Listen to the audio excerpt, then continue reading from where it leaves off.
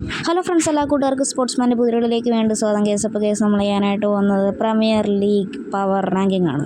അപ്പോൾ ആര് ജയിക്കും, സാധ്യതകളൊക്കെ എന്താണ്, അതാണ് നമ്മളിപ്പോൾ നോക്കാനായിട്ട് പോകുന്നത്.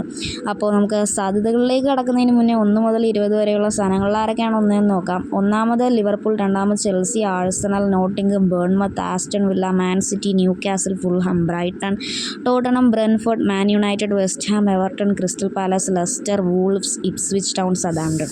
ഇവരൊക്കെയാണ് 1 മുതൽ 20 വരെയുള്ള സ്ഥാനങ്ങളിലുള്ള ടീമുകൾ. അപ്പോൾ പവർ റാങ്കിങ് നോക്കുകയാണെന്നുണ്ടെങ്കിൽ ഒന്നാം സ്ഥാനത്തുള്ള ലിവർപൂൾ 16 കളികളിൽ നിന്ന് 12 ജയവും 3 സമനിലയും 1 തോൽവിയുമായി 39 പോയിൻറ്റോടെ ഒന്നാം സ്ഥാനത്ത് നിൽക്കുകയാണ്.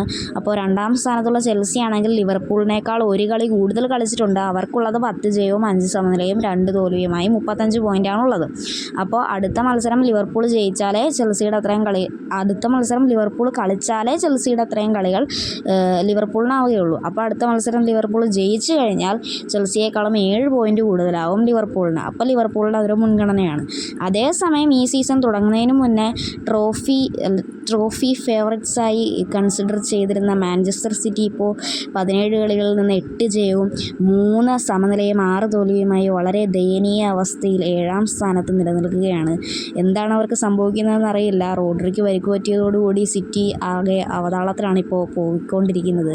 ഇതിൽ ഞാൻ സപ്പോർട്ട് ചെയ്യുന്ന ടീമായ എവർട്ടൺ ഇപ്പോൾ 16 കളികളിൽ നിന്ന് 3 ജയവും 7 സമനിലയും 6 തോൽവിയുമായി 16ാം സ്ഥാനത്താണുള്ളത്.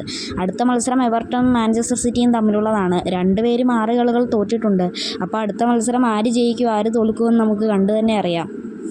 പിന്നെ ഈ സീസണിൽ ഞാൻ പ്രഡിക്റ്റ് ചെയ്യുന്നത് ലിവർപൂൾ ജയിക്കുമെന്ന് തന്നെയാണ്. നിങ്ങൾ ആര് ജയിക്കുമെന്ന് താഴെ കമൻറ്റ് ചെയ്യുക ഗൈസ്.